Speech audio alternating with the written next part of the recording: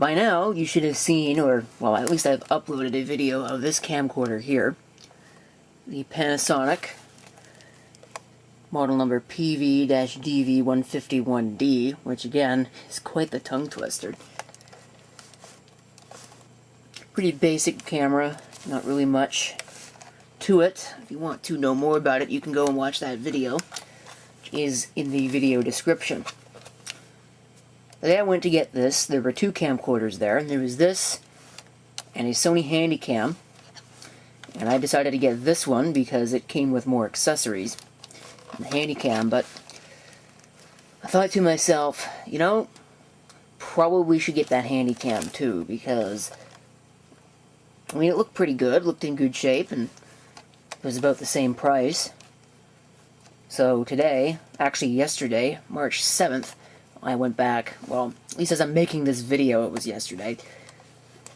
But I went back and I picked it up. Amazingly, it was still there. Of course, that's not the first time that something like that took place. Remember when I got this camcorder, the PV-GS150, that was about the same case. I picked up a TRV22 initially and went back and this was still there. So here we go, this is what we got. Little AV cable here. Not really much special about it. It's got an infernal zip tie on it. Power supply. And of course, the camcorder itself. Which is, well, it says on it, Carl Zeiss lens with super steady shot, although it's still only electronic image stabilization. USB streaming, and a touch panel LCD. A couple buttons there.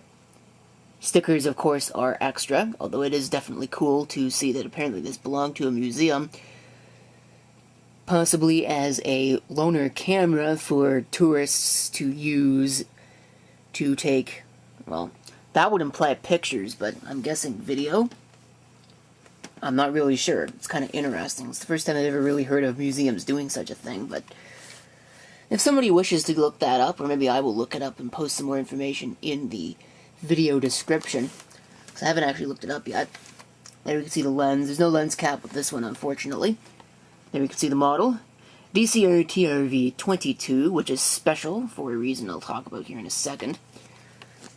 You can see the stereo microphone, which really isn't going to pick up too much stereo separation, but such is the way that things go. Tally light on the front. There's your S-video on the front. Here, of course, is the flip-out LCD. I can go ahead and open that up with one hand. No controls on the inside, although I believe underneath that door up there would be the backup battery. Not sure what it would use. I'll have to look into that, because it does need one. There's the viewfinder, and perhaps the biggest score of the whole thing is this expanded battery. Looks like a QS Infolithium M. If we go ahead and remove it, assuming I can, we can see it is a QM71D, 19.9 watt hours. This is the expanded battery. I don't know if you could get bigger ones. I think there was one model up, the QM91D, but I'm not positive on that. But either way, it's definitely a nice thing to have, and will work with all my camcorders that use the Infolithium M series battery, which is one of them, the TRV128. The cord switch there. You can see we get our power for VCR, camera, and memory card. Unfortunately, there is no memory card included with this camera. It also did not come with a tape. It takes memory stick. I think it's just standard memory stick Pro. Nothing really fancy there. Here's your little hand strap. This actually had a bag attached to it, and that's where the power supply and AV cable came from. There was no camera bag included with this one. There's memory card eject. Underneath this door, we get the USB, which, of course, this thing supports USB streaming, as it mentions. DV out and AV in and out. And, of course, the best part of this entire camera is that this thing actually supports the analog to digital pass-through. Or I guess it's not really a pass-through, it's a conversion process, which will make this thing very useful for my future video projects. Also, has night shot. Super night shot is an option on this one. And there's an LENC jack in the front. Unfortunately, there is no external microphone connection or even a headphone. Actually, no, I take that back. There's a door here. And that's where they are. It's amazing sometimes the things that you miss. And of course, last but not least, you have a hot accessory shoe. Actually, is that yeah, that is a powered accessory shoe there on the top. A little protective blank. Alright, so that's pretty much it for my little overview. Now let's go ahead and have some sample footage from the DCR-TRV22.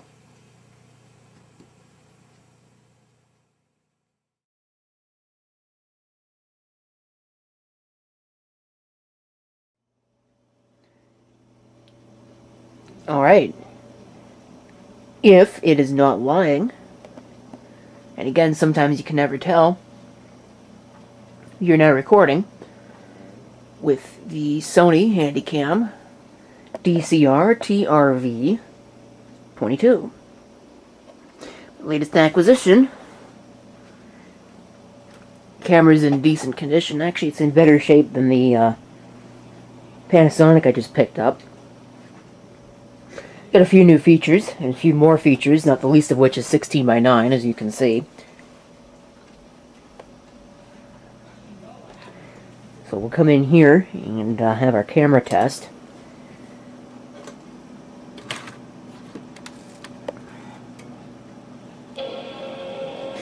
How this really became the camera test, well, it just kind of happened by chance.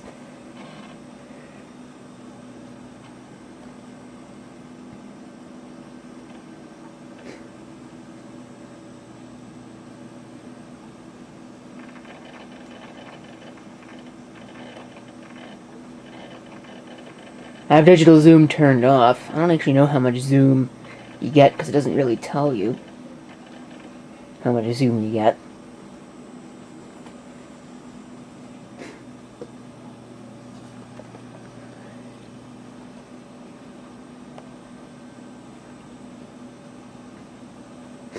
It'll be interesting to hear what the audio sounds like with regards to how much tape motor noise is in the audio, because some of these MiniDV cameras have a lot of tape motor noise.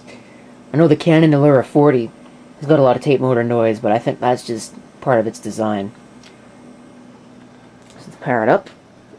Now, the other camera didn't have faders, but this one does. So we saw the normal fader first. Let's go ahead for the mosaic fader.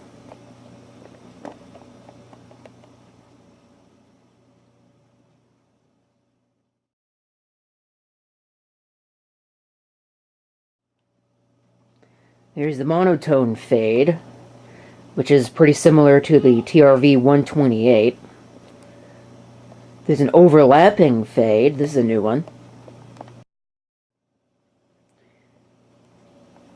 I believe that is, actually I think the JVC camera has that. Here's the wipe.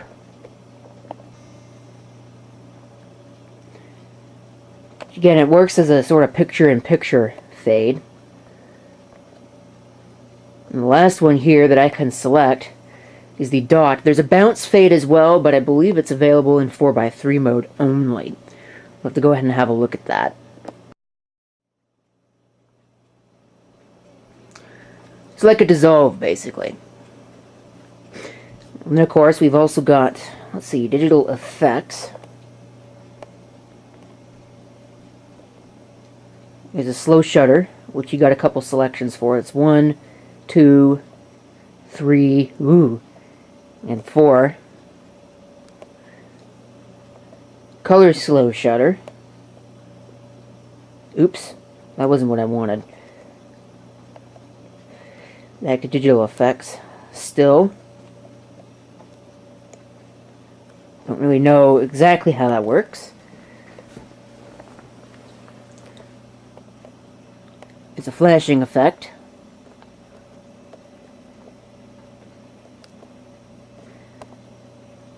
There's a luminance key effect. That looks kind of cool. Let's see if we could get something cool for that. Oh, maybe not. That didn't work. Alright, let's try that again. Yeah, there we go.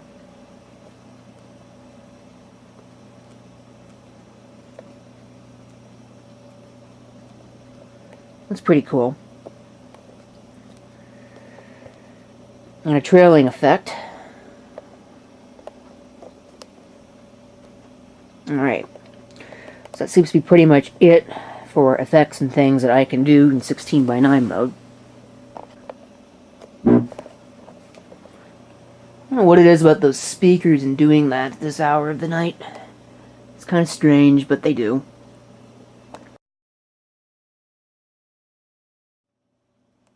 So here's a 4:3 picture, which I'm sure looks really weird.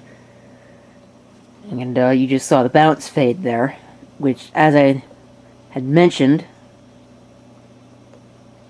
is only available in 16:9 mode, or sorry, in 4:3 mode, and apparently it's also only a fade in, so that kind of sucks as well. So let's see, do we get our, here we go, old movie digital effect. That's the other one that's available.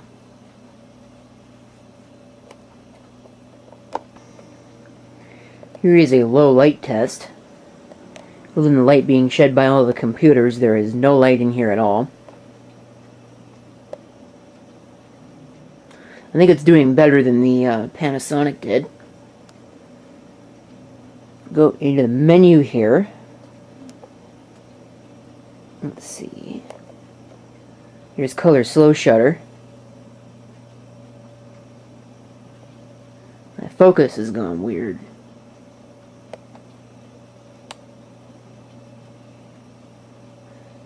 I would definitely not recommend using this.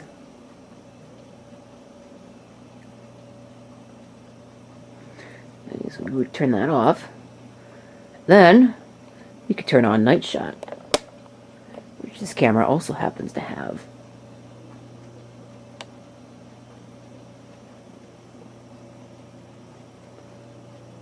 In addition to that, we have super night shot, which slows down the shutter speed, similar to color slow shutter, except it's in night shot. For whatever reason, the focus goes insane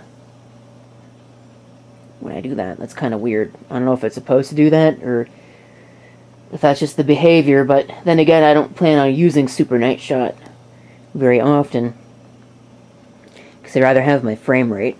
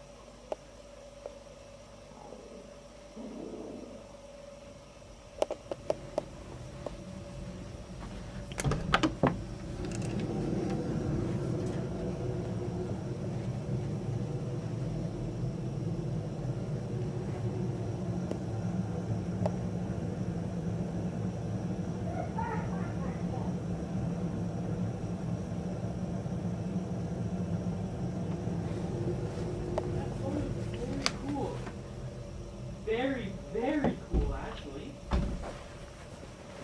Yeah.